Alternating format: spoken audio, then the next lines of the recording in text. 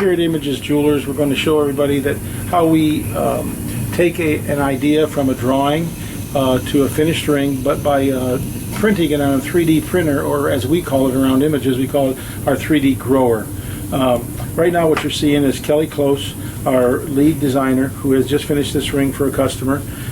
It's going to be made in white gold and diamonds and with a Euro shank bottom.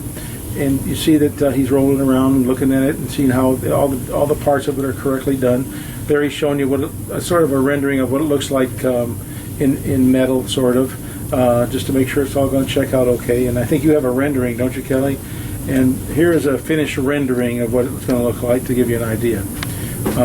So now what we're going to do, now that this drawing is all done and this is designed, we're going to take this over to our 3D grower or printer, 3D printer, and we're going to print the object into a three-dimensional object. Okay, here we are at our 3D printer, or 3D grower is what we like to call it. And what this is a vat of resin, as you see here. And if I'll just sort of move it around a little bit, you see how it's sort of a, you know, like thick, viscous material. And it's going to turn into a plastic and a wax when we get done. Okay, now this is called the build platform. And that's where the parts are going to grow on. And they're going to grow upside down. They're going to hang like bats. So I'm going to start it now, and the build platform is going to go down into the resin and start the process. So here it goes. So it doesn't like...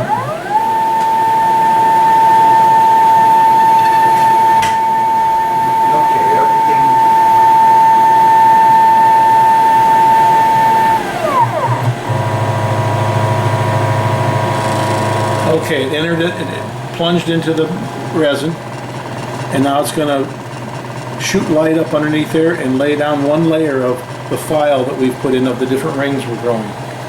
Now this is going to take approximately 6 hours. When we get here in the morning, the parts will be hanging upside down and finished pieces, ready to go to the next phase.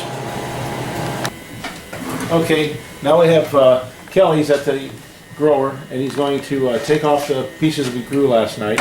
You see him hanging there upside down, and there you go. See, there's some various parts. All these are sold jobs that we have to get done, and this is what it looks like when they come out. Now the next step we're going to show is we have to wash these. He has to take them off that platform, and we have to clean them and get them ready to cast. Alrighty, now we got the whole tray of parts ready to go. Kelly's going to put them in here and wash them up. This is alcohol, and he's just rinsing off the extra resin that's been on them, and gets them all cleaned off and nice and stripped of any kind of residue resin. And it's just going to blow them off with air now a little bit, and pretty much be done with the cleaning process. Now after this, then we have to harden them. We have to take them and put them in a light box which has a strobe light. Alrighty, now we've cleaned the parts, and we're going to harden them. When they come out of the grower or out of the 3D printer, they're rather soft and rubbery and can easily be broken. So now we're going to hit them with a strobe light of high ultraviolet, and it will harden them over time. So Kelly's going to turn it on now, and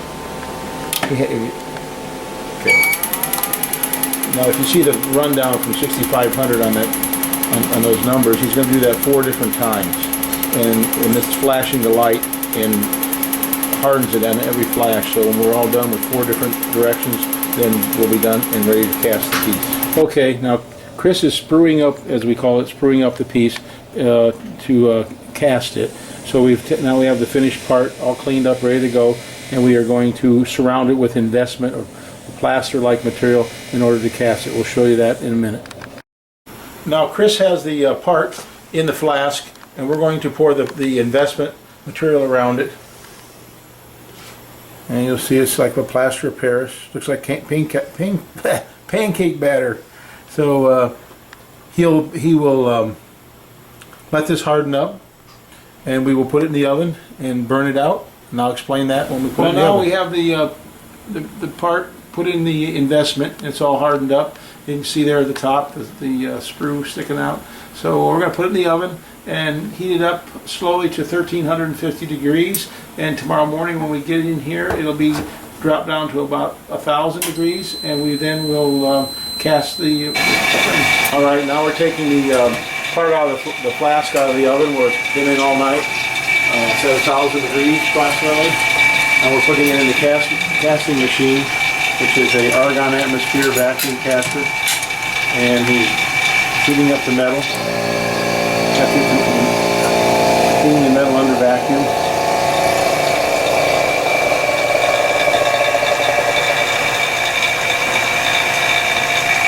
And as soon as the metal gets back up to temperature, we've already heated the metal once to homogenize it.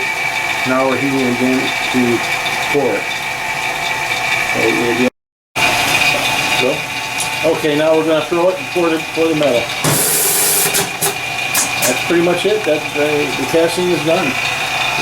All we have to do is let it cool down.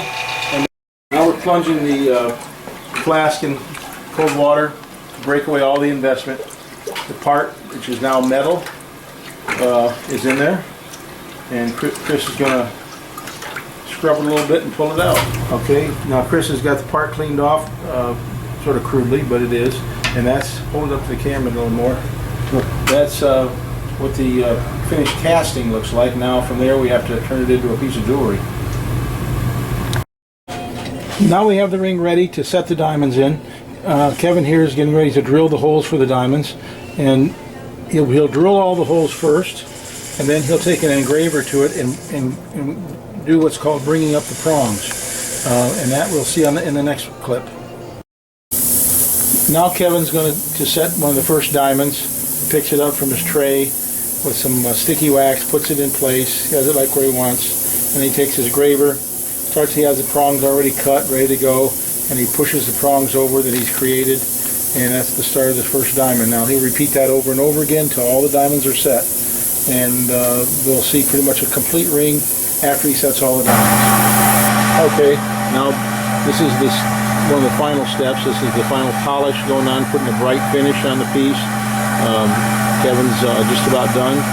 And as soon as we get done with this, then we're going to do the last step, which is the rhodium finish on the ring, and the ring will be done. Okay, now we're doing the very last step, which is the rhodium plating or rhodium finish of the piece, which makes it extremely white on the outside. Rhodium is an inert metal related to platinum, rhodium, iridium, all those, palladium, platinum, all those metals are all related. See it all bubbling and fizzling, and the metal is now being applied. You only do it for about 30 seconds. That's about it. And so next step will be to show you the finished ring. Alrighty, this is what we started with. This was the grown model or the 3D model that we started with. And this is the completed ring. Diamond center, diamond sides, all diamonds hand set with a graver. So that's how it will go from start to finish.